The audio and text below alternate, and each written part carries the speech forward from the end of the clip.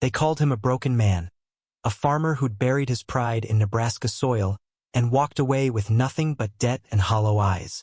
But when Thomas Bennett inherited his uncle's dying pear orchard in the hills of Oregon and an aging chestnut horse named Copper, he never imagined that horse would lead him into a 41-year secret buried beneath the roots of diseased trees. A secret that billion-dollar corporations had killed to protect, erased from history, and would stop at nothing to keep hidden.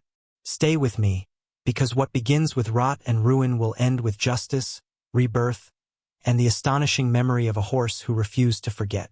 Before we jump back in, tell us where you're tuning in from, and if this story touches you, make sure you're subscribed because tomorrow, I've saved something extra special for you. Thomas Bennett sat in the cab of his idling pickup truck outside the foreclosure office in Grand Island, Nebraska, the engine running because he had nowhere else warm to go. November wind screamed across the plains, rattling the windows, carrying with it the smell of snow that would bury what was left of his fields by morning. The ranch he had built over 23 years was gone. Every acre sold at auction 3 weeks prior to pay medical debt that had swallowed him whole like a sinkhole opening beneath his feet. His wife Anna had survived the stroke, barely, but the specialized rehabilitation center in Omaha had charged prices that turned survival into a kind of slow-motion financial death. Insurance covered a fraction. The rest came from the land, piece by piece, until there was nothing left but signatures and the keys to a farmhouse that now belonged to a development company out of Denver. Anna was living with her sister in Lincoln now, getting the care she needed, but the cost had been everything Tom had ever built. He told himself it was worth it. He told himself that every time the shame tried to choke him. The envelope had arrived that morning, forwarded from an address he no longer occupied, yellowed at the edges and thick with the weight of old paper. The return address was typed in a font that looked like it came from a typewriter, the kind nobody used anymore. Willow Creek, Oregon. The name on the sender line read Raymond Bennett, estate of. Tom had stared at it for a full minute before opening it, the truck cab filling with cold as he let the engine die. Uncle Raymond was dead. That much the letter made clear in its bureaucratic language, the words chosen by a lawyer who had probably never met the man. Raymond had passed 4 months earlier, in July, alone in the farmhouse where he'd lived since 1979. No service had been held. No family notified until the estate paperwork required it. Tom had seen Raymond maybe 5 times in his entire life, the last time at his own father's funeral 16 years ago. Raymond had stood apart from everyone, gaunt and weathered, saying nothing, leaving before the reception ended. The family had always called him strange, a man who'd walked away from a promising career in agricultural science to grow pears in the Oregon hills and talk to no one. The letter said Raymond had left Tom his property, 85 acres of orchard in Willow Creek Valley, a farmhouse, outbuildings, and 1 horse. The horse's name was Copper, a 24-year-old chestnut quarter horse that Raymond had requested in his will remain with the property and be cared for by whoever inherited it. Tom read that line 3 times, his cold fingers holding the paper up to the dim dome light. A dying orchard and an old horse. That was the inheritance. No money to pay the taxes on it. No instructions on what to do with it. Just land Raymond had loved enough to demand the horse stay, even after death. Tom let his head fall back against the seat rest, eyes closing. He had nothing. No home, no savings, no prospects.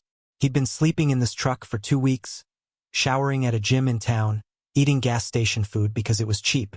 Anna's sister had made it clear Tom wasn't welcome in Lincoln, her tone icy over the phone, blaming him for not having better insurance, for not planning better, for failing in ways he couldn't argue against because they were true. He had failed. At everything. An orchard in Oregon was at least a direction. At least a roof even if it was sagging. At least something that wasn't this truck, this town, this wind that carried the smell of his own ruin. Tom folded the letter, started the engine, and pointed the truck west. He drove for 2 days, sleeping in rest stops, the highway unspooling through mountains and high desert, through forests that thickened as he crossed into Oregon. The land changed from flat to rolling to steep, the trees pressing close to the road, the sky gray and low with the promise of rain.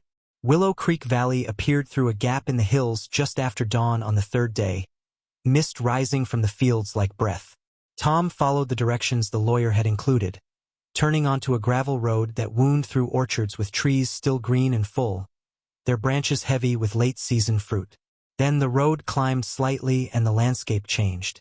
The trees here were skeletal, their bark blackened, their branches twisted as if writhing in pain.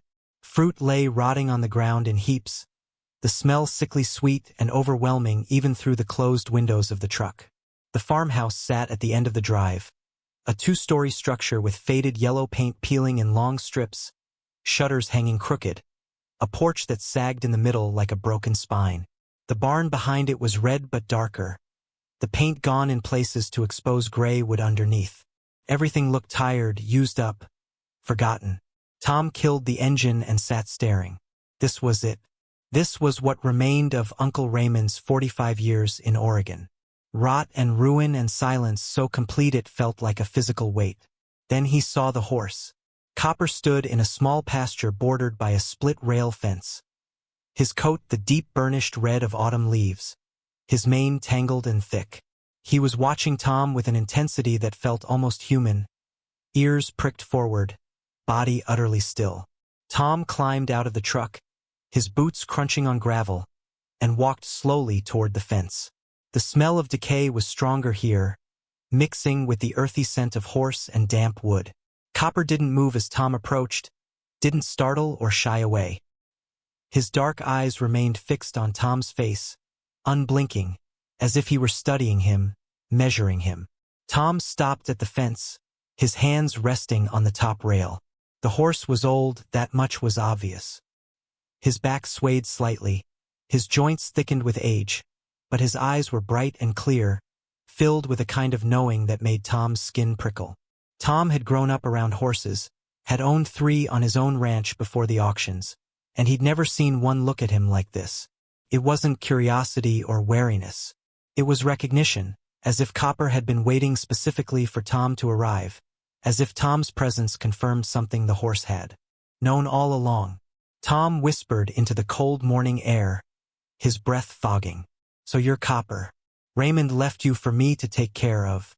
The horse flicked one ear, then took a single step closer, lowering his head slightly but never breaking eye contact. Tom reached out slowly, his hand hovering near Copper's muzzle, and the horse closed the distance, pressing his nose briefly into Tom's palm.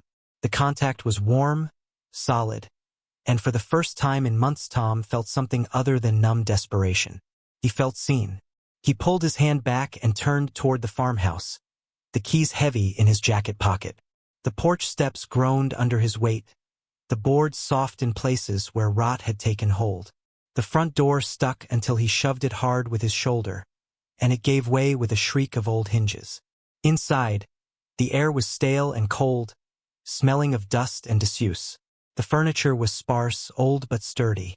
A wooden table in the kitchen, chairs with worn seats, a wood stove in the corner that hadn't been lit in months. The walls were bare except for a single framed photograph hanging in the hallway, so faded Tom had to step close to make out the details. It showed the orchard in full bloom, trees covered in white blossoms so thick they looked like clouds. The sunlight was golden, the sky impossibly blue, and standing in the foreground was a younger Raymond, maybe in his 40s, with a version of Copper beside him, the horse's coat bright and gleaming. Raymond's hand rested on Copper's neck, and both man and horse were looking directly at the camera with expressions that were neither smiling nor sad, just present, as if the moment captured was the only one that mattered. Tom stared at the photograph for a long time, trying to reconcile the vibrant orchard in the image with the dying wasteland outside. Something had happened here. Something had broken this place beyond neglect. He moved through the house slowly, opening doors to empty bedrooms, a bathroom with a clawfoot tub stained with rust, a closet full of Raymond's clothes still hanging as if he might return to wear them.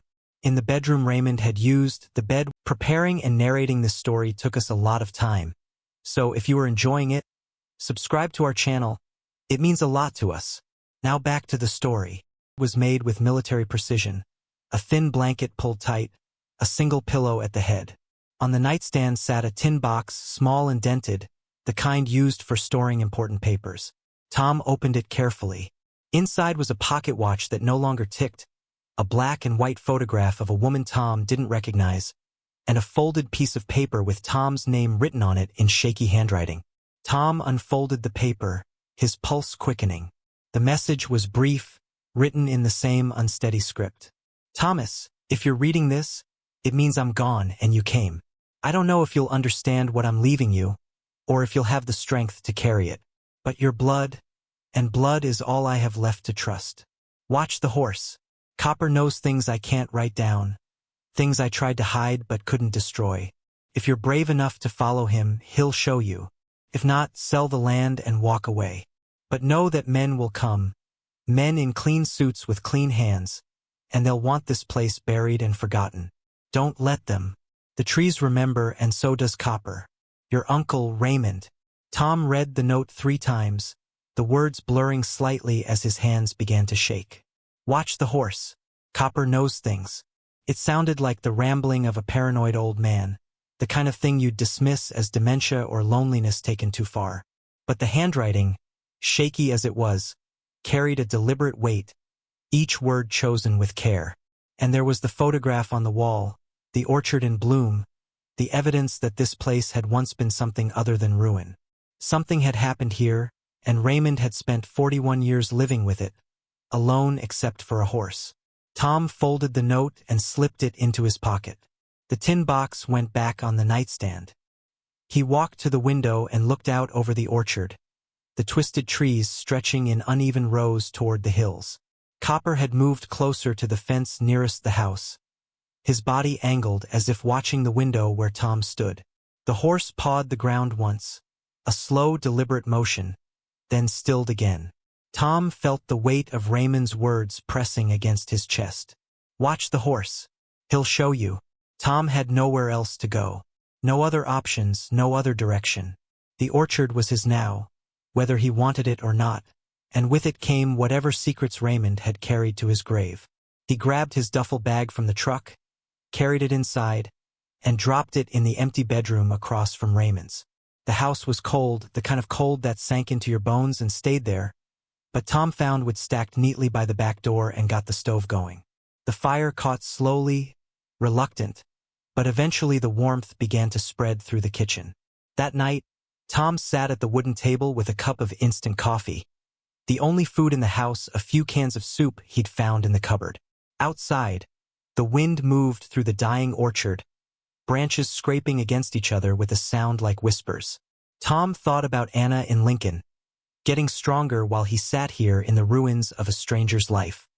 He thought about the ranch he'd lost, the auctioneer's voice echoing in his memory as everything he'd built went to the highest bidder.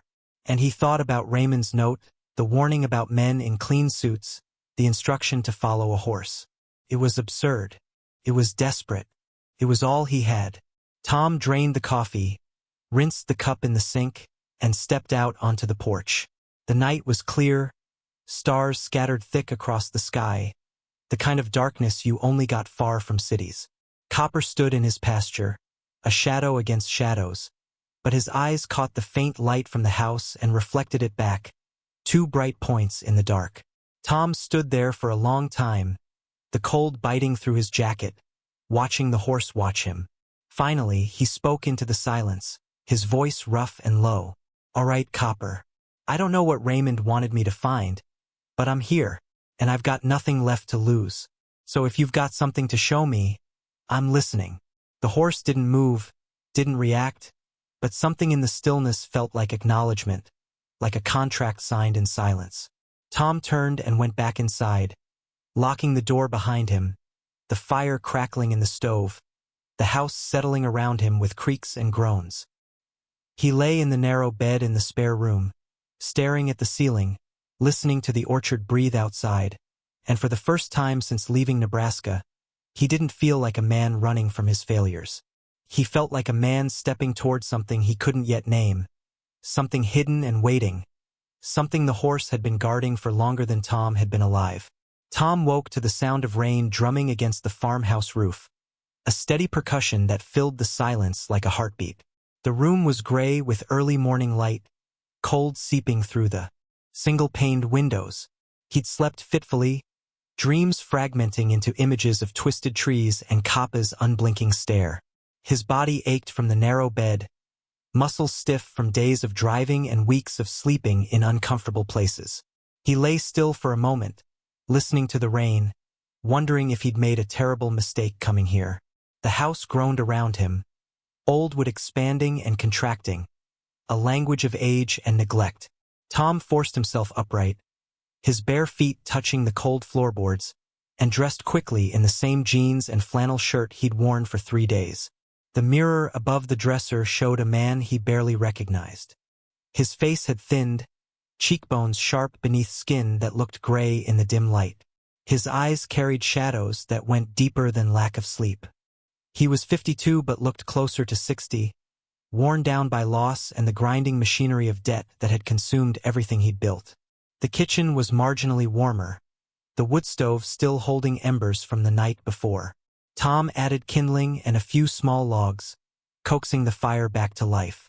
The flames caught reluctantly, as if even the fire was tired in this place. He made coffee with the last of the instant grounds he'd brought from Nebraska, the water from the tap running rust-colored for a full minute before clearing. The coffee tasted like metal and bitterness, but it was hot, and heat was something. Through the window above the sink, Tom could see Copper standing in his pasture, rain streaming off his copper coat, turning it dark and slick. The horse faced the house, motionless despite the downpour, water pooling around his hooves. Tom watched him while sipping the terrible coffee, that same unsettling sense of being observed washing over him. Copper wasn't just standing in the rain. He was waiting, patient as stone, as if he knew Tom would eventually have to come outside and face whatever Raymond had left behind.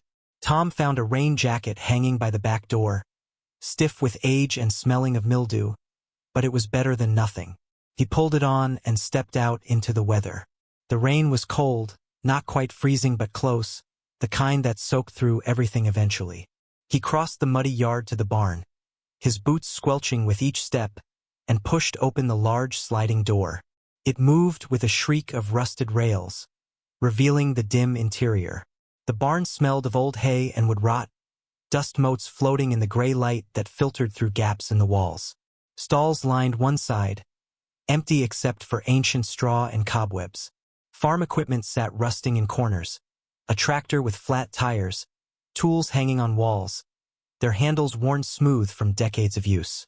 But what caught Tom's attention was the tack room at the far end, its door slightly ajar.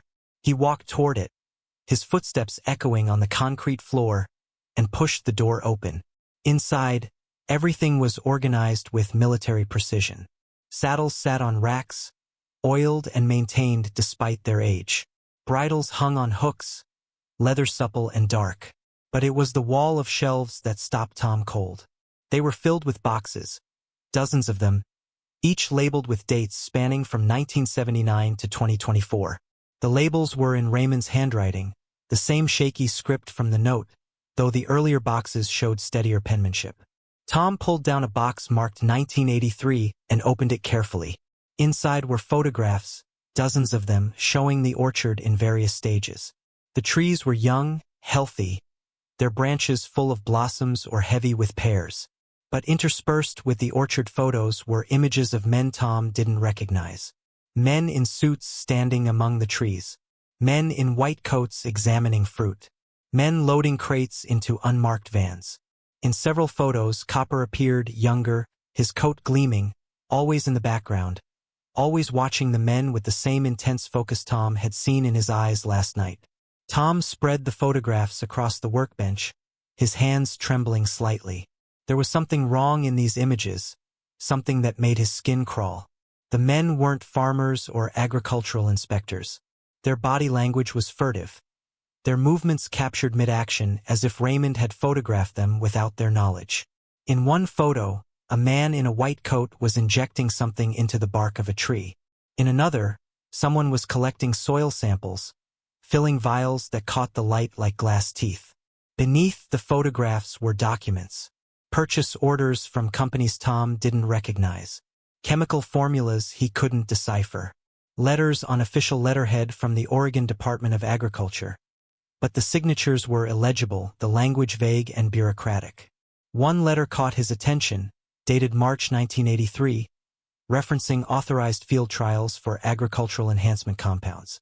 The letter assured Raymond that the trials were safe, temporary, and would result in improved yields and disease resistance.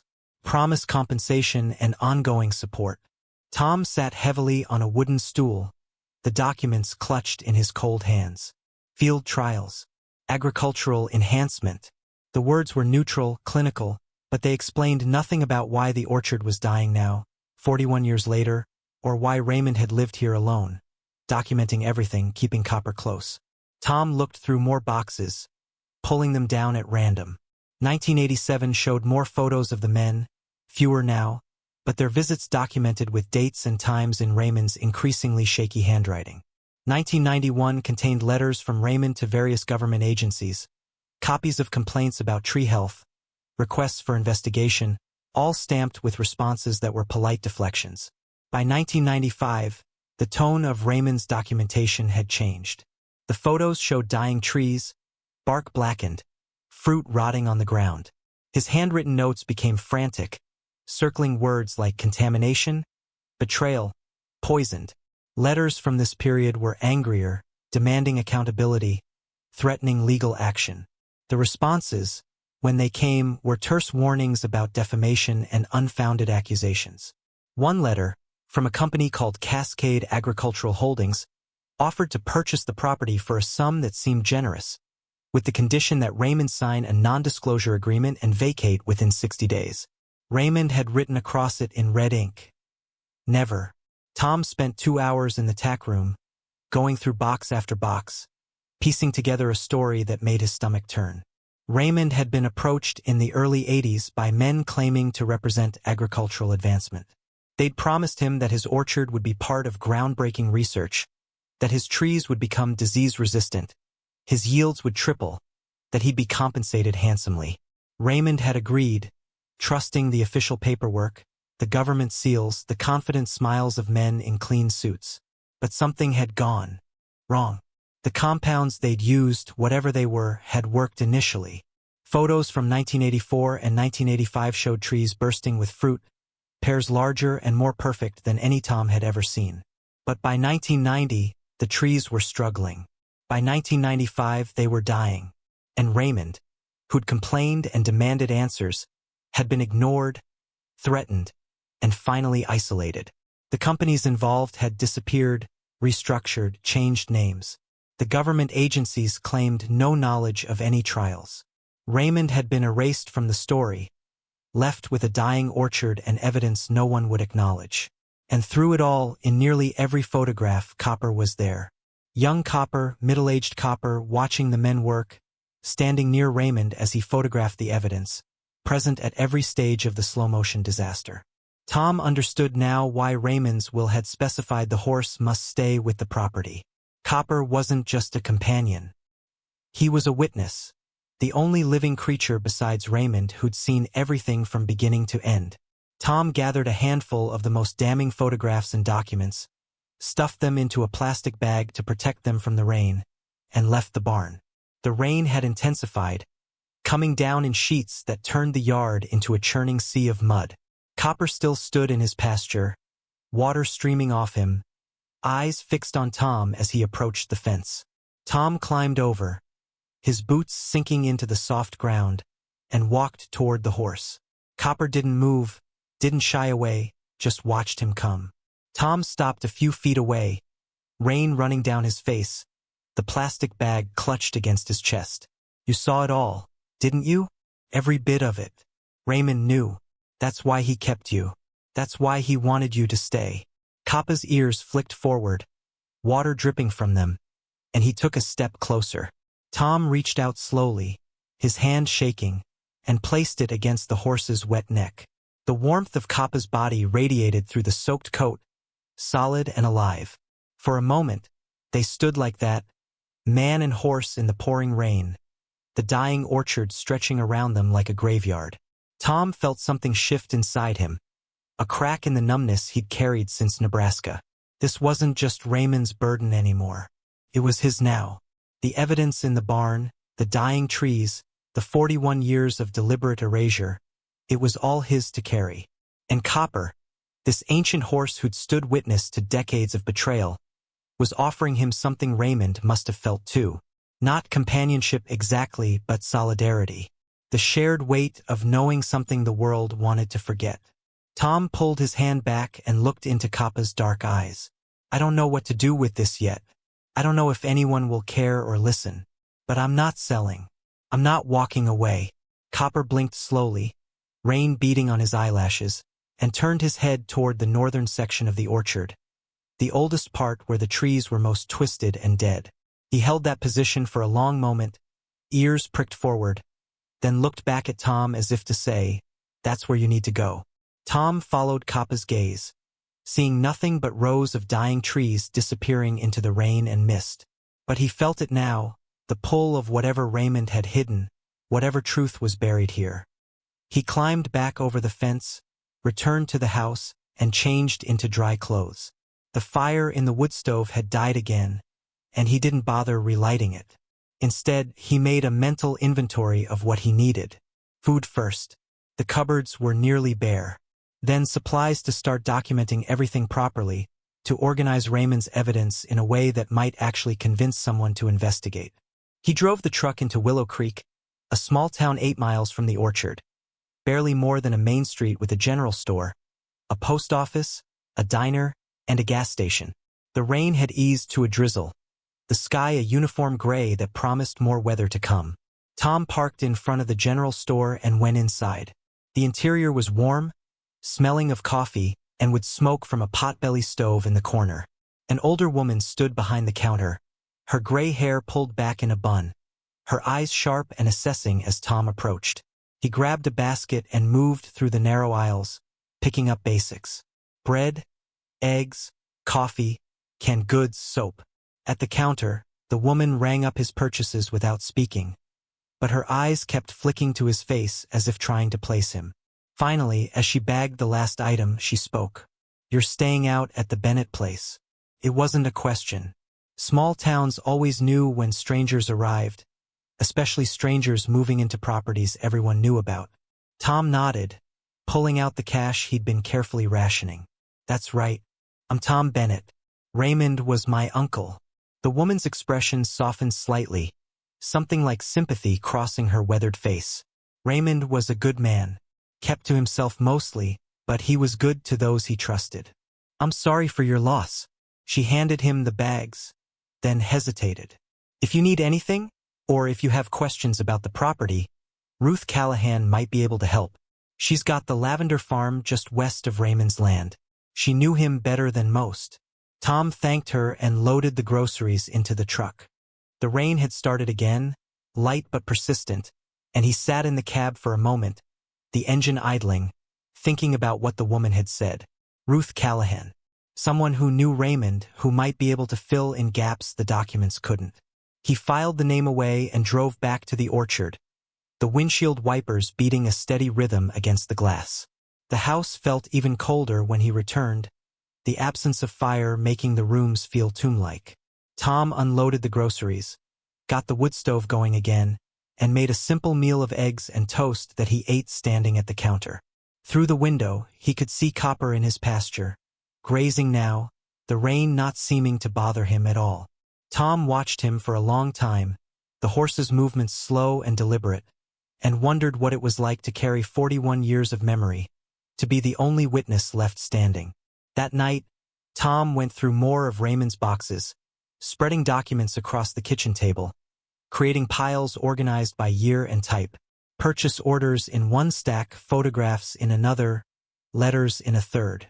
The pattern became clearer with each document. The trials had been conducted by a company called Meridian Bio AG, which had dissolved in 1994. But the patents that resulted from the research, compounds that increased fruit yield and disease resistance, had been acquired by Cascade Agricultural Holdings, which still existed. Those patents had been licensed to pharmaceutical companies for drug development, generating billions in revenue over the past 3 decades. And Raymond, whose orchard had been the testing ground, whose trees had been the source of the original compounds, had received nothing. Worse, when the trees began to die from long-term exposure to the chemicals, he'd been silenced and erased. Tom found copies of cease and desist letters threatening Raymond with lawsuits if he continued to make claims about contamination. He found records of property tax increases that had nearly forced Raymond into foreclosure multiple times. He found evidence of a systematic campaign to isolate and discredit a man who'd made the mistake of trusting the wrong people. Tom's hands shook as he read, anger building in his chest like pressure behind a dam. This wasn't just negligence or bad science. This was deliberate. They'd used Raymond's orchard, extracted what they needed, and then destroyed the evidence by letting the trees die while making sure Raymond couldn't afford to leave or speak up. And when Raymond had finally died, alone and forgotten, they'd probably assumed the evidence died with him. But it hadn't. It was all here, carefully preserved and documented, waiting in boxes in a barn for someone to find. Tom looked at the photograph on the wall again, Raymond and young Copper in the blooming orchard, and felt the weight of inheritance settle fully onto his shoulders. This wasn't just property. It was a testament, a record of injustice that had been hidden for 4 decades. And somehow Tom had to figure out what to do with it. He went to bed late, the documents still spread across the table, the fire burning low in the stove. Outside, the rain continued its endless drumming, and somewhere in the darkness, Copper stood watching over the orchard, patient and tireless, waiting for Tom to understand what Raymond had known all along. Some secrets were too important to stay buried, and some witnesses refused to let the guilty forget. Tom woke before dawn to silence. The rain had stopped sometime in the night, and the house was wrapped in a stillness so complete it felt like the world was holding its breath. He lay in the narrow bed, staring at the ceiling, and thought about Anna. He wondered if she was sleeping, if the rehabilitation was helping, if she thought about him at all, or if he'd become just another source of pain she was learning to live without. The guilt was always there, a constant weight, but this morning it was mixed with something else. Purpose, maybe, or just the faint outline of it. He rose and dressed, the floorboards cold beneath his feet, and went to the kitchen. The fire had died completely, the stove cold to the touch. Tom rebuilt it methodically, striking matches that flared briefly before catching the kindling. The flames grew slowly, reluctant in the cold air, but eventually the warmth began to spread. He made coffee with the supplies he'd bought in town, real grounds this time, and the smell filled the kitchen with something that felt almost like comfort. Through the window, the orchard was visible in the gray pre-dawn light.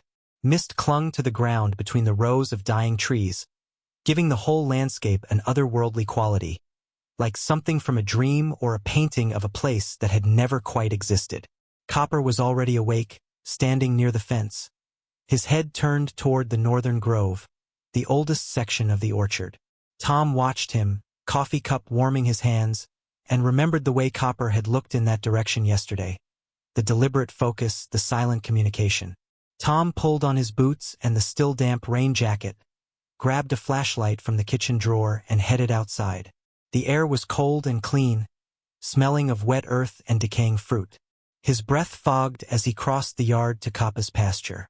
The horse turned to face him, ears pricked forward, and nickered softly, a sound that vibrated in Tom's chest. Tom climbed the fence and stood beside the horse, both of them looking toward the northern grove. "Lead the way," Tom said quietly.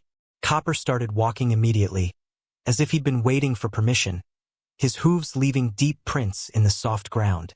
Tom followed, struggling slightly to keep up as the horse moved with surprising speed for his age. They passed through rows of twisted pear trees, the bark black and weeping sap that looked like old blood. The smell of rot intensified the deeper they went, fruit that had fallen years ago composting into the soil, creating a spongy, unstable ground that sucked at Tom's boots. The northern grove was the worst section of the orchard. The trees here were the oldest, planted when Raymond first bought the property in 1979, and they looked like they'd been fighting a losing battle for decades. Branches reached skyward like skeletal hands, bark peeling away in long strips to reveal gray wood underneath. No fruit hung from these trees. Nothing grew beneath them. The ground was bare dirt, compacted and lifeless. Copper stopped beside a tree that was larger than the others, its trunk easily 4 feet in diameter, gnarled and twisted with age. The horse pawed at the ground near the base of the tree, a deliberate scraping motion that sent dirt flying. He did it 3 times, then stopped and looked at Tom, ears forward, waiting. Tom approached slowly, crouching beside the disturbed earth. He brushed away loose dirt with his hands, and his fingers struck something solid. Not wood, metal. His pulse quickened. He dug faster, clearing away soil until he could see what Copper had found. It was a metal box, maybe a foot square, covered in rust and dirt but intact. Tom pulled it free with effort, the suction of the earth reluctant to let go, and set it on the ground. The box was locked, but the lock was old and corroded. Tom used a rock to smash it open, the metal giving way with a sharp crack that echoed through the silent grove. Inside the box were more documents, but these were different from the ones in the barn. These were originals, not copies. Contracts bearing Raymond's signature and the signatures of men representing Meridian Bio AG. Non-disclosure agreements Raymond had clearly violated by keeping his evidence. And beneath the contracts, a thick folder labeled in Raymond's handwriting, chemical composition and long-term effects. Tom opened the folder with shaking hands. The documents inside were technical, filled with formulas and charts Tom couldn't fully understand, but the summary page was written in plain language. Raymond had documented everything. The compounds used in the trials, their chemical makeup, their immediate effects on the trees, and most damning, their long-term toxicity. Raymond had tested the soil, the fruit, even his own blood.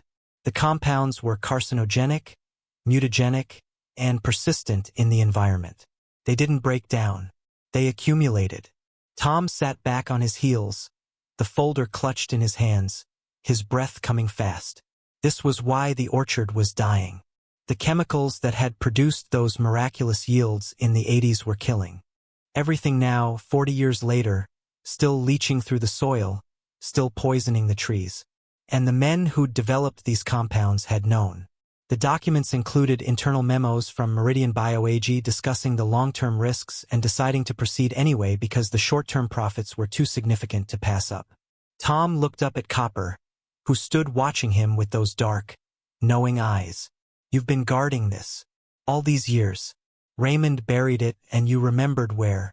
Copper lowered his head and nudged Tom's shoulder gently, the gesture so human it made Tom's throat tighten. He gathered the metal box and its contents, stood on unsteady legs, and looked around the northern grove. How many more boxes were there? How much evidence had Raymond buried across this property? Trusting that someone would eventually come, someone who cared enough to dig.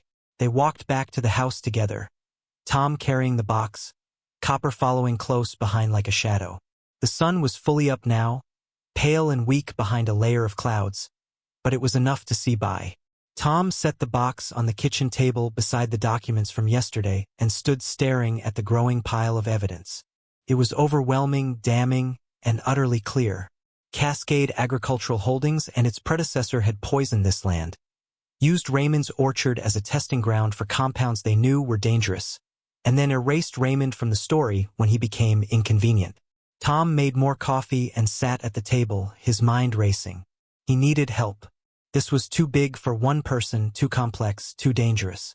He thought about the woman at the general store mentioning Ruth Callahan, the neighbor who'd known Raymond. Maybe she could provide context, maybe she'd witnessed some of what happened. But more than that, Tom needed someone who understood the science, someone who could interpret the technical documents and testify to their significance. He thought about his sister Elena. They hadn't spoken in 8 years, not since their fight at their mother's funeral. Words said in grief and anger that neither had apologized for. Elena had gone to Portland, built a career as an investigative accountant, the kind of person who untangled financial crimes and corporate fraud for a living. If anyone could trace the money from Meridian Bio AG to Cascade Agricultural Holdings, if anyone could connect the dots between the patents and the profits, it was Elena. Tom pulled out his phone, the battery low because he'd been forgetting to charge it, and scrolled through his contacts until he found her number. He'd never deleted it, even after 8 years of silence, some part of him unable to sever that connection completely. His thumb hovered over the call button, and he thought about pride, about the ways they'd both been too stubborn to reach out, about whether this was worth breaking that silence. He looked at Copper through the window. The horse was grazing peacefully, the morning light turning his copper coat to flame. And Tom thought about Raymond, living here alone for 41 years, carrying this burden with no one to help him, no one to believe him, dying with his evidence still hidden because he'd had no one to trust. Tom pressed the call button before he could change his mind. The phone rang 4 times, and Tom was about to hang up when Elena answered, her voice cautious and surprised. "Tom? It's me," Tom said, his voice rougher than he intended. "I need your help." There was a long pause, filled with 8 years of unspoken words, and then Elena said, "I'm listening." Elena arrived 3 days later in a silver sedan that looked out of place on the muddy gravel drive, its clean lines and polished exterior a stark contrast to the decay surrounding the farmhouse. Tom watched from the porch as she stepped out, her dark hair pulled back severely, wearing clothes that spoke of boardrooms and professional competence. She looked older than he remembered, fine lines around her eyes, but her posture was the same, straight-backed and guarded. They hadn't seen each other since their mother's funeral, and the weight of those 8 years hung between them like fog. She stopped at the base of the porch steps, her eyes moving from Tom's face to the sagging structure of the house, then out to the orchard beyond. Her expression was carefully neutral, revealing nothing. Tom descended the steps slowly, his boots heavy on the worn wood, and they stood facing each other in the cold morning air. Neither moved to embrace. Neither smiled. The silence stretched until it became almost unbearable, and then Elena spoke first, her voice measured and professional. "You said you needed help with something complicated. Something that required discretion and someone who understands corporate fraud." Her tone made it clear she was here for the case, not for reconciliation, and Tom felt a familiar ache in his chest but pushed it aside. He nodded toward the house. "Come inside. You need to see what I found." They climbed the steps together, the boards groaning under their combined weight, and entered the cold interior of the farmhouse. Tom had spent the past 3 days organizing Raymond's evidence, creating a systematic layout across every available surface in the kitchen and living room. Documents were arranged chronologically on the table, photographs pinned to the walls with tape, maps of the orchard spread across the floor with locations marked where boxes had been buried. The metal box from the northern grove sat open on the counter, its contents displayed like artifacts in a museum. Elena stopped just inside the doorway, her eyes widening as she took in the scope of what Tom had assembled. She moved slowly through the room, her professional mask slipping slightly as she examined the documents. She picked up the contracts first, reading through them with the speed of someone trained to extract relevant information quickly. Then the chemical reports, her lips pressing into a thin line as she scanned the technical language. She studied the photographs for a long time, her fingers hovering over images of men in white coats injecting compounds into tree bark, of unmarked vans being loaded with crates, of Raymond standing alone among his dying trees. When she finally spoke, her voice had lost some of its professional distance, replaced by something that sounded like anger barely contained. "This is documentation of systematic poisoning and corporate erasure spanning 4 decades. She turned to face Tom, her eyes bright and sharp. "Do you understand what you have here? This isn't just about your uncle's orchard. If these compounds made it into pharmaceutical patents, if they're still being used or licensed, this could implicate dozens of companies and potentially harm thousands of people." Tom nodded slowly, the weight of her words settling over him like a physical burden. "I know. Or at least I'm starting to understand. That's why I called you. I don't know how to handle this, Elena. I don't know who to trust or where to start." Elena set down the document she'd been holding and looked at him for a long moment, something shifting in her expression. The professional armor cracked just slightly, and Tom saw his younger sister underneath, the one who used to follow him around the ranch asking endless questions, before life and grief had driven them apart. "You start by documenting everything more thoroughly than Uncle Raymond already did. We photograph every page, we create digital backups, we build a timeline that's airtight. Then we trace the money. She moved to the table and began sorting documents into new piles, her hands moving with practiced efficiency. Meridian BioAG dissolved in 1994, but companies don't just disappear. They restructure, rebrand, get absorbed by larger entities. If Cascade Agricultural Holdings acquired their patents, there's a paper trail. There's always a paper trail. Tom watched her work, feeling something loosen in his chest. He hadn't realized how desperately he needed someone else to see this, to validate that it was real and significant and worth pursuing. Elena glanced up at him, catching his expression, and her voice softened just fractionally. You did the right thing calling me. Whatever happened between us before, this is bigger than that. This is the kind of case I've spent my career preparing for. We can do this, Tom. We can make someone answer for what they did to Raymond. They worked through the afternoon in focused silence, photographing documents with Elena's professional camera, uploading them to an encrypted cloud storage system she'd brought. Elena had come prepared with equipment Tom wouldn't have thought to acquire: portable scanners and laptop computers and external hard drives. She moved with the confidence of someone who'd done this kind of evidence gathering before, explaining as she worked the importance of maintaining chain of custody, of timestamping everything, of creating redundant backups in case someone tried to destroy the originals. As the light began to fail outside, Tom made coffee, and they sat at the table surrounded by the documented evidence of Raymond's 41-year burden. Elena pulled out a legal pad and began sketching a timeline, asking Tom questions about what he'd found and where, building a narrative structure around the chaos of documents. Her questions were precise and probing, the kind that revealed connections Tom hadn't seen on his own. When did the trees first start showing distress? Which companies appeared in the early correspondence versus the later complaints? Were there any witnesses besides Raymond and the horse? The horse. Elena paused in her note-taking and looked up at Tom. You mentioned on the phone that a horse led you to the buried evidence. Explain that. Tom felt suddenly self-conscious, aware of how irrational it would sound to someone who dealt in facts and figures and provable claims. But Elena was waiting, her pen hovering over paper, her expression expectant rather than skeptical. So Tom told her about Copper, about Raymond's will specifying the horse must stay with the property, about the way Copper watched him with that unnerving focus, about being led to the northern grove and the horse pawing at the exact spot where the metal box was buried. Elena listened without interrupting, and when Tom finished she was quiet for a moment, her eyes distant as if processing information. Then she said something Tom hadn't expected. Animal behavior studies have documented extraordinary memory in horses, particularly regarding locations associated with strong emotional events. If your uncle buried that evidence while the horse was present, if the location was visited repeatedly over the years, it's entirely plausible the horse retained that spatial memory and recognized you as someone who should be shown. It's not mystical. It's neuroscience. Tom felt a complicated mix of relief and disappointment at her clinical explanation.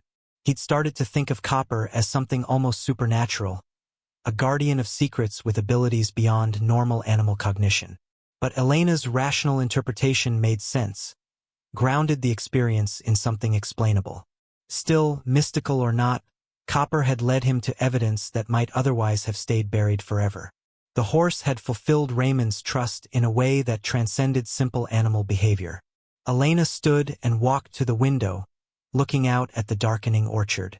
I need to see the property tomorrow. Map out every location where boxes were buried, test the soil if possible, document the condition of the trees. If we're going to build a case, we need to show ongoing environmental damage, not just historical wrongdoing. She turned back to Tom. We also need to find other victims. There's no way Raymond's orchard was the only testing site. Meridian BioAG would have needed multiple locations for their trials. If we can find other farmers who were approached, other properties that show similar contamination patterns, we can establish a pattern of behavior that's impossible to dismiss.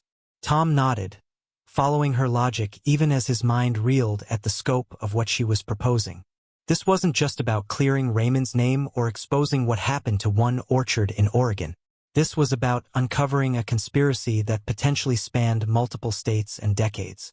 The enormity of it was overwhelming, But Elena seemed energized by the challenge, her eyes bright with the kind of focus Tom recognized from their childhood, when she'd lock onto a problem and refuse to let go until she'd solved it.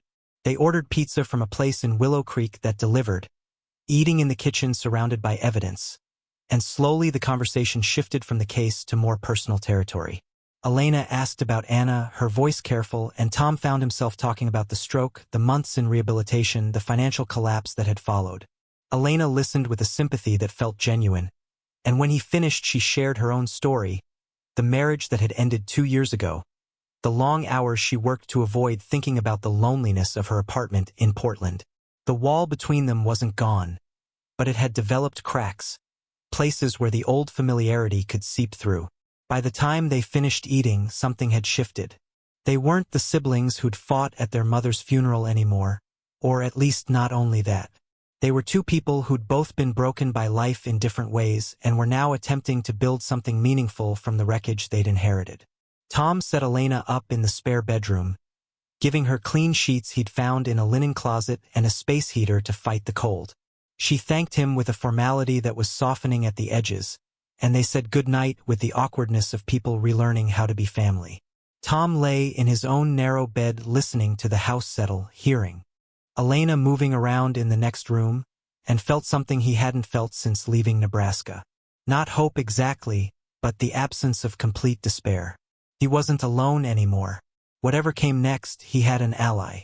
Morning brought clear skies for the first time since Tom had arrived, the sun breaking over the hills and painting the orchard in shades of gold and shadow.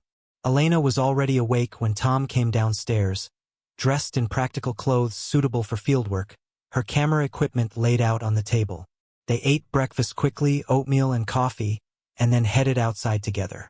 Copper was waiting by the fence, his ears pricked forward as if he'd anticipated their arrival. Elena approached the horse cautiously, her movements measured and non-threatening. She'd grown up around horses too, had learned to ride on the same ranch where Tom had built his failed business. Copper allowed her to get close, sniffing her extended hand, and then did something Tom hadn't seen him do before. The horse lowered his head and pressed it gently against Elena's chest, a gesture of acceptance that made her laugh softly. "Well," she said, stroking his neck, "I guess I pass inspection." Tom led them to the northern grove first, showing Elena where the metal box had been buried. She photographed the location from multiple angles, noting the type of tree, its condition, the surrounding soil characteristics. Then she took soil samples, digging down a foot with a trowel she'd brought and filling labeled containers with earth that looked dark and dense.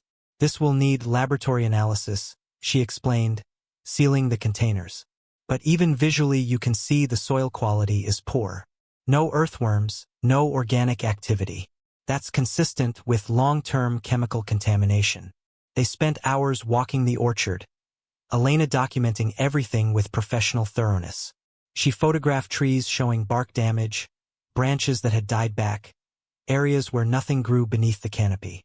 She measured the distance between healthy sections and contaminated sections, noting patterns that suggested the spread of toxins through groundwater. Tom followed her, carrying equipment, answering questions, and watching his sister work with an admiration he'd forgotten he felt. She was brilliant at this, methodical and intuitive in equal measure. Copper accompanied them throughout the morning, staying close but not interfering, his presence a constant. Several times Elena paused to watch the horse, her analytical mind clearly working through the implications of his behavior.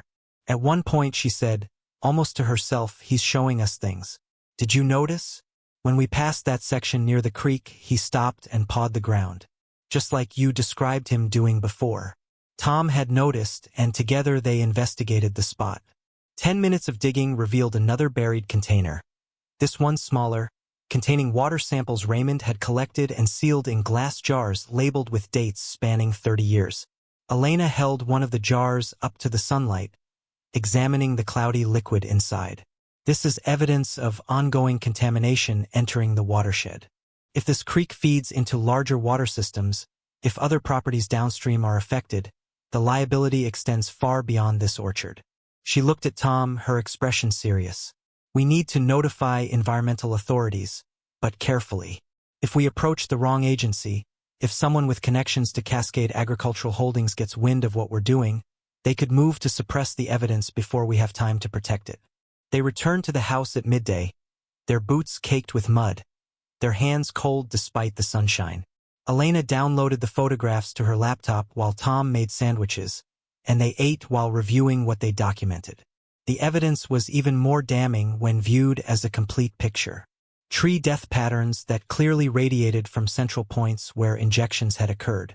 Soil contamination visible in layers that suggested decades of accumulation. Water samples showing progressive degradation. And through it all, Raymond's meticulous documentation proving he'd known and tried to warn people who refused to listen. Elena opened her laptop and began typing, her fingers flying across the keyboard. "I'm starting a database," she explained. "Every company name that appears in the documents, every person who signed a letter or appeared in a photograph, every patent number Raymond referenced.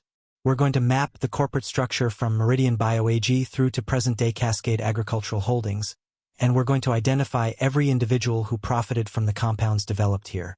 She paused, looking up at Tom. "This is going to take weeks, maybe months. Are you prepared for that? Are you prepared for what happens when these people realize what we're doing?" Tom thought about the question, about the implications of going to war with corporations that had billions of dollars and decades of practice at protecting their interests. He thought about Raymond dying alone in this house, his warnings ignored, his evidence buried. He thought about Copper standing guard over secrets that deserved to be told. And he thought about his own failures, the ranch lost, the debt, the shame of not being able to protect what he'd built. Maybe he couldn't undo his past mistakes, but he could do this. He could see this through. "I'm prepared," he said, and meant it. Elena nodded, something like pride flickering across her face, and returned to her typing. They worked through the afternoon, building the database, cross-referencing documents, creating a web of connections that grew more complex with each entry. By evening they had a preliminary structure, companies linked by patent transfers, executives who'd moved from one corporation to another carrying knowledge of the contamination with them, regulatory officials who'd been employed by the companies they were supposed to oversee.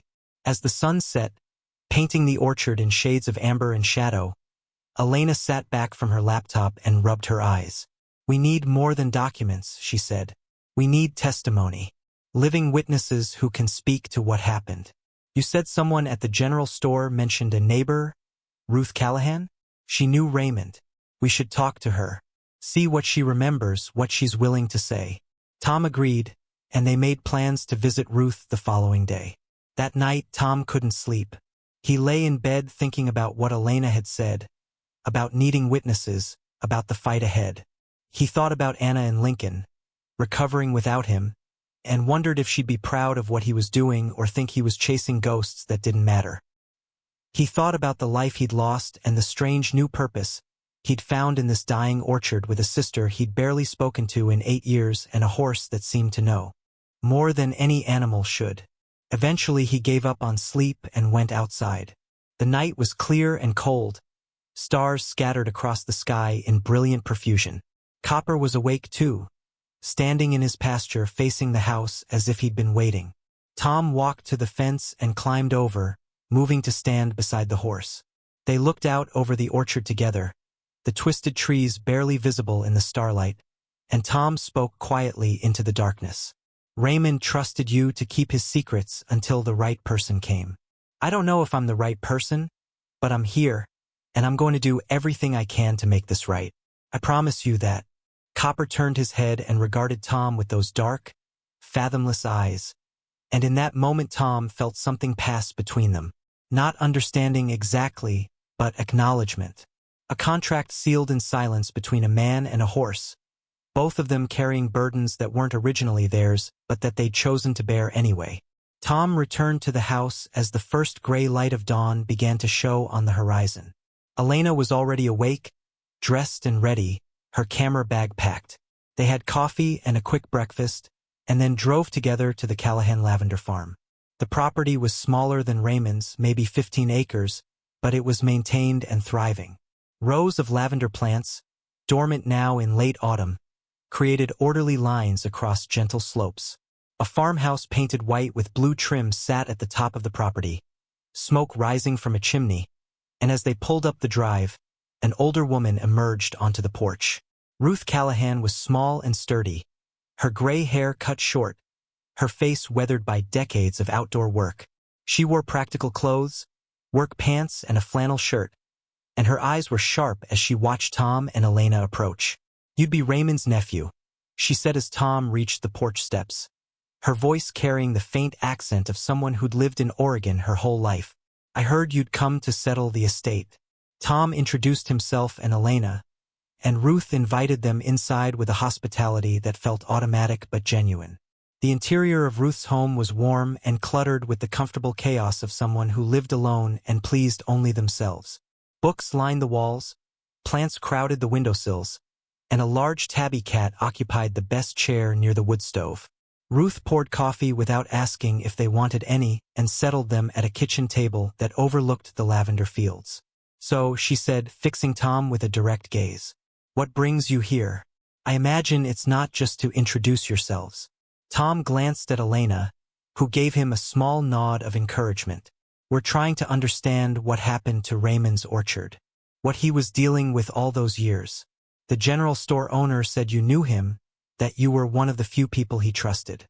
Ruth was quiet for a moment, her hands wrapped around her coffee mug, her eyes distant. "Raymond was a good man who got used by people who saw him as nothing more than a resource to exploit." She looked back at Tom. "What do you know already?" Tom told her about the documents, the photographs, the buried evidence. He explained about the field trials, the contamination, the systematic erasure of Raymond's complaints. Ruth listened without interrupting, her expression growing harder as the story unfolded. When Tom finished, she set down her mug with deliberate care and stood. "Come with me. I want to show you something." She led them outside and down a path that bordered her property and Raymond's. Where the properties met, there was a clear dividing line visible in the vegetation. On Ruth's side, plants grew thick and healthy even in their dormant state. On Raymond's side, the ground was bare and nothing grew. Ruth crouched at the property line and dug her fingers into the soil on Raymond's side. "Feel this." Tom and Elena both knelt beside her and touched the earth. It felt different from normal soil, denser, almost slick, with a chemical smell that was faint but unmistakable. "This contamination has been spreading for 40 years, Ruth said quietly. "Slowly, inch by inch, it's been creeping across property lines. I've had to install barriers underground to protect my fields, and even then I worry. Whatever they put in Raymond's orchard, it's not going away. It's persistent." She stood and brushed off her hands. "Raymond tried to tell people. He wrote letters, made calls, even tried to get journalists interested. But every time he got close to someone listening, that person would suddenly back off. Stories would get killed. Officials would transfer to different departments. It was like watching someone fight ghosts." Elena pulled out her notebook. "Did you witness any of the original trials?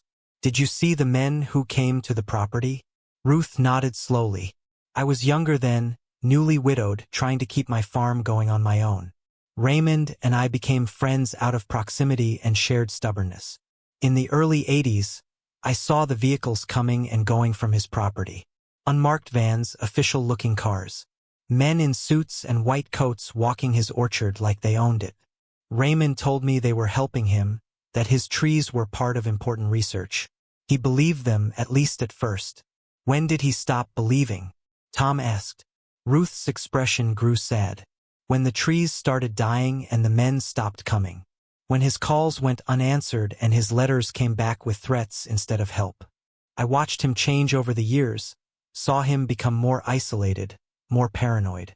People thought he was crazy, but he wasn't. He was right. They just made sure no one would listen." Elena asked the next question, her voice gentle but firm. "Would you be willing to testify to what you witnessed? To make an official statement about the contamination and the vehicles and the changes in Raymond's behavior?" Ruth met her gaze steadily. "If it means Raymond's story finally gets told, if it means the people who did this face consequences, then yes. I'll testify.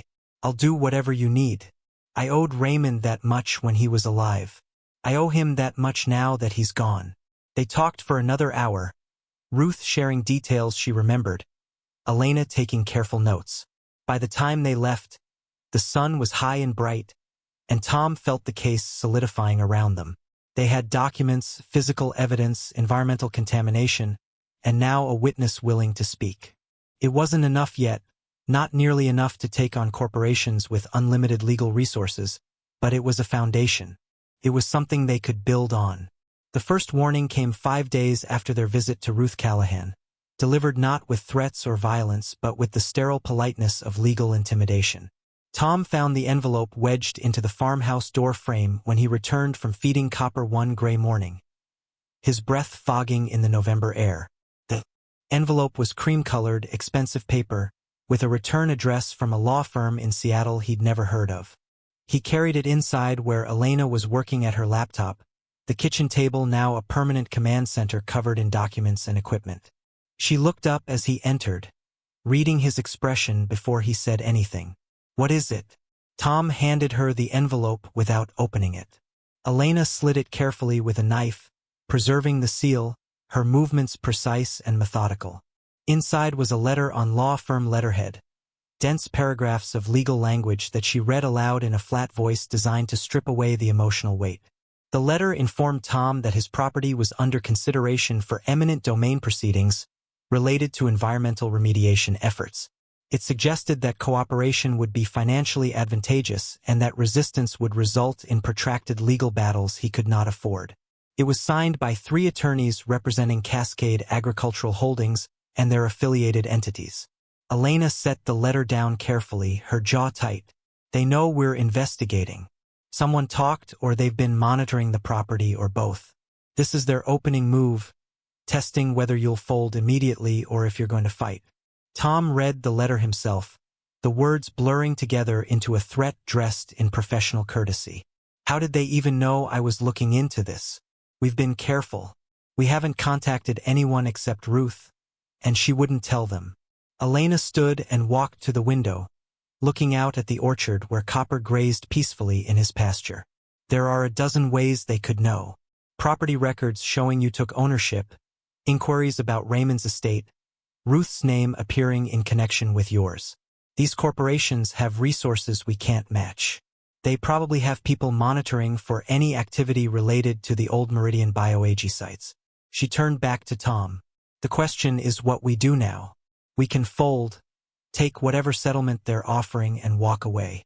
Or we can fight, knowing they'll come at us with everything they have."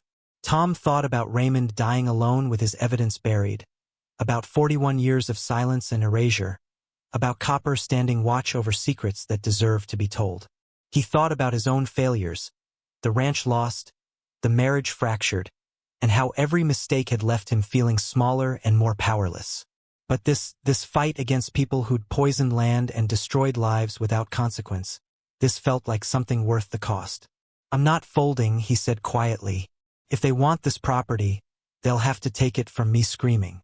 Elena's expression shifted, something fierce and proud flickering across her face. "Then we accelerate our timeline. We stop being careful and we go loud. We contact journalists, environmental groups, regulatory agencies all at once. We make it impossible for them to suppress the story because it's already everywhere." She began pacing, her mind clearly racing through strategies. "I have contacts at the Portland Tribune who owe me favors. There's an environmental law firm in Eugene that handles corporate contamination cases pro bono. We hit them from multiple directions simultaneously so they can't contain it. They spent the rest of the day making calls, sending encrypted emails, uploading documents to secure servers that would release the information automatically if anything happened to them." Elena worked with the efficiency of someone who'd prepared for exactly this scenario, her years of investigating corporate fraud giving her a roadmap for exposure. Tom watched her orchestrate the offensive and felt a surge of gratitude so intense it bordered on pain. His sister, who he'd barely spoken to in 8 years, who'd driven up here on a phone call and thrown herself into his uncle's crusade as if it were her own. By evening they had commitments from 3 journalists, 2 environmental lawyers, and a soil contamination specialist from Oregon State University who wanted to personally test the orchard. The story was going to break within 72 hours, Elena explained, spreading documents across the table to show Tom the coordinated release schedule she'd created. We're controlling the narrative.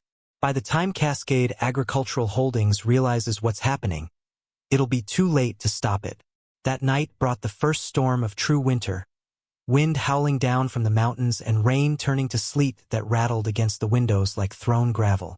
Tom couldn't sleep, his mind too full of the coming battle, and he found himself at the kitchen window staring out at the darkness. Lightning flashed intermittently, illuminating the orchard in stark white bursts that made the twisted trees look like frozen screams.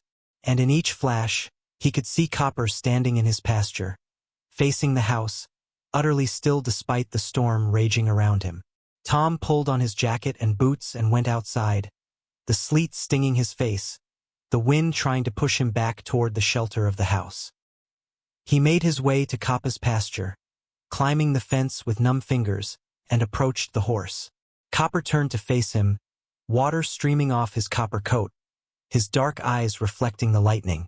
Tom pressed his hand against the horse's neck, feeling the warmth beneath the soaked hair, the solid reality of this animal who'd carried Raymond's secrets for decades and now stood watch while Tom prepared to fight the same battle. "We're going to make them answer for this," Tom said, his words nearly lost in the wind. "Whatever it costs, whatever they do to us, we're not backing down." Copper lowered his head and pressed his forehead against Tom's chest, the weight of it grounding and steadying. They stood like that for several minutes, man and horse in the screaming storm, and Tom felt something settle inside him. Not peace exactly, but resolution. He'd found his line in the sand, and he wasn't crossing back over it. The next morning broke clear and bitterly cold, ice coating every surface and turning the orchard into a crystalline landscape that sparkled in the pale sunlight. Tom and Elena were drinking coffee when they heard vehicles approaching, multiple engines growling up the drive. They looked at each other, tension crackling between them, and Tom moved to the window. 3 black SUVs were pulling up to the house, expensive vehicles with tinted windows, and as he watched, men began emerging. 6 of them, all wearing dark coats and expressions of professional indifference. Elena was already on her phone, calling one of the lawyers she'd contacted. Tom grabbed his own phone and started recording video, capturing everything as the men approached the porch. The leader, a man in his 50s with silver hair and the kind of confidence that came from never losing, stopped at the base of the steps. "Mr. Bennett, I'm Michael Vance, Senior Counsel for Cascade Agricultural Holdings. We'd like to speak with you about your property and certain allegations we understand you've been making." Tom stepped out onto the porch, his phone held visibly in front of him, still recording. "Any conversation we have will be documented, and my attorney is on the line right now." Mr. Vance's expression didn't change, but something flickered in his eyes. Annoyance maybe, or recalculation. "Mr. Bennett, there's no need for hostility. We're here to make you an offer that's substantially more generous than the one outlined in our letter. We're prepared to purchase this property for 3 times its assessed value, handle all legal complications, and provide you with resources to relocate wherever you'd like." "Why?" Tom asked, keeping his voice steady. "Why would you pay 3 times the value for a dying orchard in the middle of nowhere?" Vance smiled, the expression not reaching his eyes. "Because we believe in fair compensation for environmental remediation projects. Your property requires extensive cleanup, and we want to ensure you're not burdened by that responsibility." Tom felt Elena move up beside him, her own phone out and recording. "What you mean is you want to bury the evidence of what Meridian Bio AG did here 41 years ago. You want to suppress the documentation that proves your company profited from poisoning this land and others like it." Vance's pleasant expression hardened. "I don't know what you think you've found, Ms. Bennett, but I assure you any historical documents related to agricultural testing from the 1980s would be protected by non-disclosure agreements and statute of limitations considerations. Making unfounded accusations could expose you to significant legal liability." Elena stepped forward, her voice sharp as a blade. "Statute of limitations doesn't apply to ongoing environmental crimes, counselor. The contamination here is active and spreading. We have soil samples, water samples, documentation of health impacts, and witness testimony. And as of 6 hours ago, That information has been distributed to multiple journalists and regulatory agencies. Your window for containment closed while you were driving up here to threaten us. The silence that followed was broken only by the wind moving through the ice-coated trees, a sound like wind chimes made of glass. Vance's expression went through several shifts, from confidence to calculation to something that might have been real anger finally surfacing beneath the professional veneer. You're making a serious mistake. The resources we can bring to bear, the legal expertise, the connections, you can't possibly understand what you're taking on. Tom met his gaze without flinching. Maybe not, but we're taking it on anyway. You and your company poisoned my uncle's land, destroyed his livelihood, silenced his complaints, and let him die alone thinking no one would ever know or care. That ends now. Vance stared at them for a long moment, then turned and gestured to his associates. They returned to their vehicles without another word, engines starting in sequence, and drove back down the gravel drive, leaving deep ruts in the frost-softened earth. Tom and Elena stood on the porch until the sound of the engines faded completely, and then Elena let out a long breath that fogged in the cold air. Well, she said, that's it. We're committed now. No going back. The first article appeared online that afternoon, published by the Portland Tribune with a headline that read decades of silence. Agricultural testing scandal emerges from Oregon orchard. It was detailed and damning, featuring photographs of Raymond's documents, images of the contaminated orchard, and quotes from Elena about the corporate structure connecting Meridian Bio AG to current pharmaceutical patents. Within hours, it had been picked up by environmental news sites, shared across social media, and prompted official statements from Cascade Agricultural Holdings denying any knowledge of historical contamination. The denials were predictable, but they were also weak, filled with careful language about inherited liabilities and ongoing reviews. Elena sat at her laptop reading the responses aloud, her analytical mind dissecting the corporate speak. They're scared. Look at this phrasing. They're not denying the contamination happened, just claiming they have no direct responsibility. That's a defensive position. They're preparing to sacrifice someone lower down the chain to protect the executives. Tom felt a grim satisfaction reading between the lines of the corporate statements. They were finally being forced to acknowledge something, even if only through carefully worded non-denial denials. The soil contamination specialist from Oregon State University arrived the next day, a woman named Dr. Sarah Chun, who brought a team of graduate students and testing equipment that turned the orchard into a field laboratory. They took samples from dozens of locations, ran tests on site, and grew increasingly agitated as the results came back. Dr. Chun found Tom on the second day of testing, her expression troubled. Mr. Bennett, the contamination levels here are extraordinary. We're finding compounds that shouldn't exist in agricultural soil, substances that are persistent and toxic at concentrations that pose serious health risks. This isn't just environmental damage. This is a public health crisis that's been hidden for 4 decades. She wanted to expand the testing beyond Tom's property, to check neighboring farms and the watershed downstream. Tom gave her permission to access any part of his land and introduced her to Ruth Callahan, who agreed to allow testing on her property as well. The results from Ruth's land showed contamination along the property line, exactly as she described, chemicals leaching slowly from Raymond's orchard into adjacent properties. Dr. Chen's preliminary report, shared with Tom and Elena before official publication, was devastating. It detailed not just the presence of toxins but their likely health impacts, their persistence in the environment, and the impossibility of natural remediation. The land would need active cleanup that could take decades and cost millions. More journalists arrived, setting up cameras in the orchard, interviewing Tom and Elena and Ruth. The story was spreading beyond environmental circles into mainstream news, the narrative of a lone farmer silenced by corporate power resonating with audiences tired of similar stories. Tom found himself in front of cameras explaining Raymond's life, showing the photographs of a younger copper witnessing the contamination, describing how the horse had led him to buried evidence. The image of the loyal horse guarding secrets captured public imagination in a way dry facts about soil contamination never could. Copper himself seemed unbothered by the sudden attention, accepting the presence of strangers with equanimity as long as Tom was nearby. Tom made sure the horse was fed and comfortable despite the chaos, spending time each evening in the pasture, just the two of them, processing the day's developments in the quiet presence of the animal who'd started it all. "You did what Raymond asked," Tom told him one cold evening, stars emerging in the darkening sky. "You kept his secrets until someone came who would fight. I hope I'm living up to what he wanted." The legal letters began arriving in earnest: threats of defamation suits, cease and desist orders, demands for retraction. Elena handled them with the help of the pro bono environmental lawyers, drafting responses that were both legally sound and openly contemptuous. The threats were expected, she explained to Tom. They're required moves in the corporate playbook. What matters is they're not actually filing suits yet, because discovery would expose them to even more damaging revelations. They're hoping the threat of litigation will make us back down.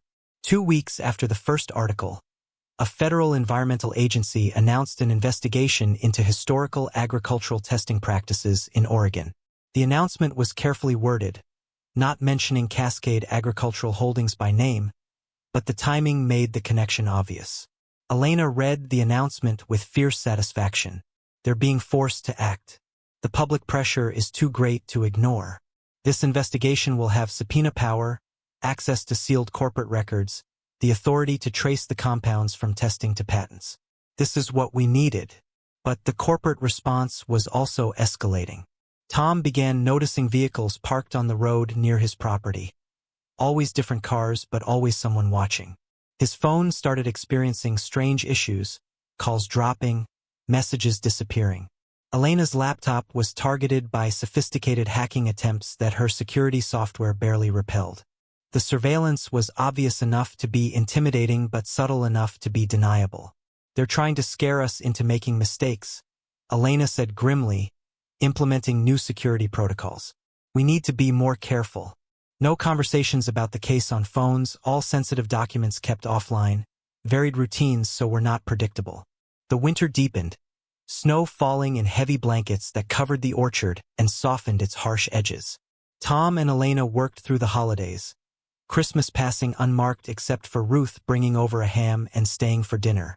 The three of them sat in Raymond's kitchen, eating and talking about the case, about their lives before this, about what would happen when it was finally over. Ruth asked Tom what he planned to do with the property once the contamination was addressed, if it could be saved or if it was too far gone. Tom realized he hadn't thought that far ahead. He'd been so focused on the fight that he hadn't considered what came after victory, if victory even came. January brought a break in the case that changed everything. One of the journalists Elena had worked with received an anonymous package containing internal Meridian BioAG documents from the 1980s, memos discussing the known toxicity of their compounds and deliberate decisions to proceed with testing anyway. The documents included names of executives who'd approved the trials, scientists who'd raised concerns and been overruled, and most damning, evidence that the company had continued monitoring Raymond's property years after the official testing ended, tracking the contamination spread without warning him or taking action to stop it. The documents were authenticated by experts and published, causing a fresh wave of public outrage. 3 executives from companies that had absorbed Meridian BioAg's assets resigned within days, claiming the resignations were unrelated but fooling no one. Cascade Agricultural Holdings' stock price dropped 15% in a week. Congressional representatives began calling for hearings. The story that had started as a regional environmental scandal was becoming a national examination of corporate accountability and regulatory failure. Tom watched it unfold with a mixture of vindication and exhaustion. They'd won, in the sense that the truth was finally out and couldn't be suppressed. But the cost had been high. His savings were depleted from maintaining the property through winter. His relationship with Anna, already fractured, had ended officially when she'd filed divorce papers through her sister, unable to understand why he'd chosen this fight over rebuilding his life with her. The surveillance and legal threats had taken a psychological toll, leaving him jumpy and mistrustful. Victory didn't feel like what he'd imagined. Elena seemed energized rather than depleted, thriving on the intensity of the battle. She'd taken a leave of absence from her job in Portland and moved into the farmhouse semi-permanently, the case consuming her in a way Tom recognized as both productive and potentially destructive. They'd grown close through the shared mission, the wall between them finally broken down, But Tom worried about what would happen to her when the case concluded, and she had to return to normal life after months of this adrenaline-fueled purpose. The federal investigation moved slowly but thoroughly, agents interviewing everyone involved, reviewing documents, conducting their own environmental testing. Tom and Elena gave extensive testimony, walking investigators through Raymond's evidence, explaining the timeline, identifying the corporate connections. The investigators were professional and thorough, and Tom began to believe that something real might come from their work, that accountability might actually happen. In late February, on a day when the sun finally broke through weeks of gray clouds and the snow began to melt, Tom received a call from one of the federal investigators. They'd traced the compounds from Raymond's orchard through the patent chain to current pharmaceutical applications. Multiple drugs currently on the market contained derivatives of the chemicals tested on Raymond's property. The companies that manufactured those drugs were facing potential liability not just for environmental contamination but for health impacts on patients who'd taken medications developed from poison research. The scope of the scandal was expanding beyond anything Tom had imagined. That night, Tom sat on the porch wrapped in a blanket, watching the sun set behind the mountains. The orchard was beginning to show faint signs of spring despite the contamination, a few brave buds appearing on trees that had seemed dead. Copper stood in his pasture, his winter coat thick and shaggy, and when he saw Tom watching he walked to the fence and waited. Tom went to him, running his hands over the rough winter coat, feeling the solid warmth of the horse beneath. "We did it," Tom said quietly, "or we're doing it. Raymond's story is being told. The people who did this are facing consequences. I don't know if that's enough, if anything could be enough, but it's something." Copper turned his head and fixed Tom with that deep, knowing gaze, and Tom felt the familiar sense of being seen, truly seen, by an intelligence that transcended simple animal awareness. The horse had carried Raymond's burden for 41 years, had waited patiently for someone to come who would fight, and now, finally, the fight was being won. The case continued through spring and into summer, a slow grinding process of legal maneuvering and regulatory action. But the outcome was no longer in doubt. Cascade Agricultural Holdings reached a settlement that included full cleanup of Raymond's property and compensation for Tom that would allow him to restore the land properly. 3 executives faced criminal charges for obstruction of justice related to the suppression of contamination evidence. The pharmaceutical companies using compounds derived from the tainted research were facing their own investigations and potential recalls. Tom stood in the orchard on a warm summer evening, watching crews beginning the remediation work. They'd strip the contaminated soil, replace it with clean earth, plant new trees that would take years to mature. The orchard would never be exactly what it had been in that photograph of Raymond and young Copper, but it would be alive again. That felt like enough. That felt like what Raymond would have wanted. Elena had returned to Portland but visited regularly, the bond they'd rebuilt through the case proving stronger than the 8 years of silence that had preceded it. Ruth came by weekly, helping Tom plan the restoration, sharing her knowledge of sustainable farming practices.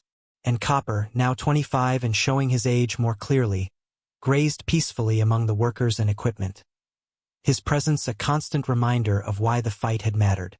Tom received a letter one day from Anna, forwarded from her sister's address.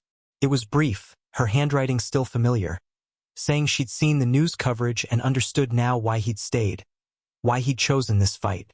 She wasn't coming back, the letter made that clear, but she was glad he'd found something worth fighting for. Tom folded the letter carefully and put it in the tin box on Raymond's nightstand, next to the pocket watch and the photograph of the woman he didn't recognize. Some endings weren't happy, but they could still be right. The summer deepened into autumn again, a full year since Tom had first arrived at the dying orchard with nothing but debt and despair. He stood by Coppa's fence one evening, watching the sun paint the sky in shades of gold and crimson, and thought about the journey from that first day to this moment. The orchard was being reborn. The truth had been told. Raymond's legacy was finally being honored. And Tom, who'd thought himself broken beyond repair, had found purpose and strength in places he'd never expected to look. Copper came to stand beside him, and Tom rested his hand on the horse's neck, feeling the steady pulse of life beneath his palm. Sometimes the world hides its most important truths in unlikely places, he said softly. Sometimes it takes the memory of an old horse to remind us that what looks like an ending is really just a beginning. Copper pressed his head against Tom's shoulder, warm and solid and real, and together they watched the light fade from the sky while the orchard whispered around them, alive with the promise of seasons yet to come. The transformation took 3 years, longer than anyone had predicted but thorough in ways that mattered. Tom stood at the highest point of the property on a September morning, the air crisp with the promise of autumn, and surveyed what the orchard had become. Where twisted dead trees had once clawed at the sky, orderly rows of young pear trees now grew strong and healthy, their branches laden with fruit in their first significant harvest. The soil had been replaced layer by layer, the contamination removed and disposed of properly, the earth beneath given a chance to heal. Copper was gone now, passed peacefully in his sleep the previous winter at the age of 27. Tom had found him one frozen morning lying in his favorite corner of the pasture, his copper coat dusted with snow, his expression somehow peaceful. They'd buried him on the ridge overlooking the orchard, beneath an oak tree that had somehow survived the contamination, and Tom visited the grave weekly, bringing apples from the few old trees that had been saved and restored. The horse had fulfilled Raymond's trust completely, had lived just long enough to see the land begin its recovery, and Tom liked to think he'd known his work was finally done.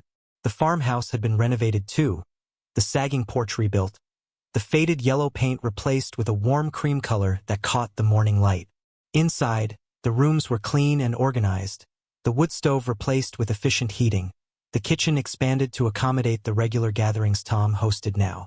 Because the orchard wasn't just his anymore. It had become something larger, something that belonged to the community and to history. The Bennett Callahan Agricultural Trust, named for both Raymond and Ruth who'd stood witness when no one else would, now owned the property. Tom served as director, managing the orchard's restoration and its new purpose as an educational site. Students came regularly from Oregon State University to study the remediation process, to learn about corporate accountability and environmental justice. Journalists still visited occasionally, updating their audiences on the progress, keeping the story alive. And survivors of other contaminated sites, emboldened by Raymond's case, came seeking advice and solidarity in their own fights. Elena had left her job in Portland permanently and moved to Willow Creek, partnering with Tom to run the trust. She'd found her calling in this work, using her investigative skills to help other victims of corporate environmental crimes build their cases. The house that had once held only Raymond's lonely vigil now rang with voices and purpose, the silence finally broken by the sounds of people working towards something that mattered. Ruth remained their closest advisor and friend, her lavender farm thriving beside the restored orchard. The property line that had once marked contamination spread now just a boundary between neighbors who shared resources and knowledge freely. She was in her 70s now but showed no signs of slowing, her sharp mind and sharper tongue keeping Tom and Elena honest when the work threatened to overwhelm them. She'd testified at multiple trials, her witness statements helping secure convictions against the executives who'd hidden the contamination for decades. The legal battles had concluded mostly in their favor. 3 executives had served prison time for obstruction of justice and environmental crimes. Cascade Agricultural Holdings had been broken up through antitrust actions, its assets divided among companies that operated under new oversight and regulations. The pharmaceutical companies had settled with patients affected by drugs developed from contaminated research, establishing funds that would provide compensation and medical monitoring for decades to come. It wasn't perfect justice, but it was more than Raymond had ever gotten, more than Tom had dared hope for when he'd first arrived at the dying orchard with nothing but debt and despair. Tom's relationship with the land had changed fundamentally over those 3 years. He'd come here broken, seeing the orchard as just another burden in a life full of them. But through the work of restoration, through the daily labor of healing poisoned earth, he'd found his own healing. His hands were calloused now from pruning and planting, his body stronger from physical work, his mind clearer from having a purpose that extended beyond his own survival. The orchard had saved him as much as he'd saved it, a reciprocal redemption that Raymond had perhaps anticipated when he'd left the property to family rather than selling it off. Anna had remarried, Tom learned through mutual acquaintances, to someone who could give her the stability and presence Tom never had. He felt happiness for her untinged by bitterness, grateful that she'd found peace even if they'd been unable to find it together. His own life had taken a shape he couldn't have imagined that first desperate winter. Not partnered in the traditional sense but deeply connected to people and place in ways that felt more sustaining than romance ever had. The orchard's first significant harvest was being celebrated with a community gathering, people arriving throughout the morning carrying food and instruments for an impromptu festival among the young trees. Tom moved through the crowd greeting friends and colleagues, accepting congratulations, but his mind kept drifting to the ridge where Copper lay buried. He finally excused himself and walked up the trail alone, the sounds of celebration fading behind him. At the grave, marked now with a simple stone engraved with Copper's name and years, Tom sat on the ground and let himself feel the full weight of what had been accomplished and what had been lost. Raymond had died alone, thinking his fight had been meaningless. Copper had stood guard for 41 years over secrets that could have stayed buried forever. Tom had arrived broken and purposeless, carrying his own failures like stones. And somehow from all that loss and grief and determination, something good had grown. The land was healing. The truth had been told. The guilty had faced consequences. It was more than most people got, more than most fights achieved. Tom pulled an apple from his pocket, one of the first fruits from the young trees, and set it carefully on the grave. The gesture felt both inadequate and necessary, a small offering to the horse who'd made everything possible. "Thank you," he said quietly to the air, to the memory, to whatever remained of the intelligence that had looked at him with such knowing all those years ago. "You kept Raymond's faith. You led me when I was lost. I hope this is what you both wanted." The wind moved through the oak tree above, leaves rustling with a sound like gentle conversation, and Tom felt a peace settle over him that had nothing to do with victory or justice and everything to do with simply having tried, having shown up and fought when it would have been easier to walk away. He stood slowly, his knees protesting slightly, and looked out over the orchard one more time. The young trees swayed in the breeze, their leaves catching sunlight, fruit hanging heavy and clean.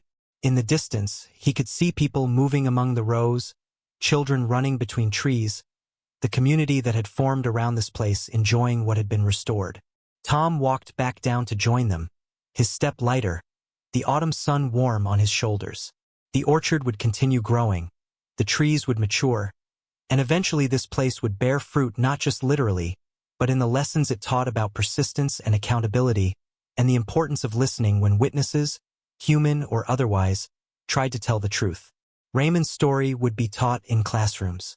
Coppa's loyalty would become the kind of tale people shared when they needed reminding that sometimes the most important guardians come in unexpected forms. And Tom, who'd thought himself a complete failure, would continue the work of tending what had been saved and teaching others how to fight when fighting mattered. The celebration continued into evening. Lanterns hung among the trees as darkness fell, music and laughter filling the orchard with sounds of life and hope. Tom stood at the edge of it all, watching, and thought about beginnings and endings, about how they were often the same moment viewed from different angles. This orchard had been Raymond's end and Tom's beginning. It had been death for Copper and rebirth for the land. It was an ending for the corporations that had operated without conscience and a beginning for the regulations that would prevent similar crimes. Everything contained its opposite, sorrow holding space for joy, failure nurturing eventual success, death making room for life. Tom returned to the house late. The guests finally departed, Elena already asleep in her room. He made tea and sat at the kitchen table, the same table where he'd first spread Raymond's evidence, where he and Elena had rebuilt their relationship, where Ruth had shared her memories.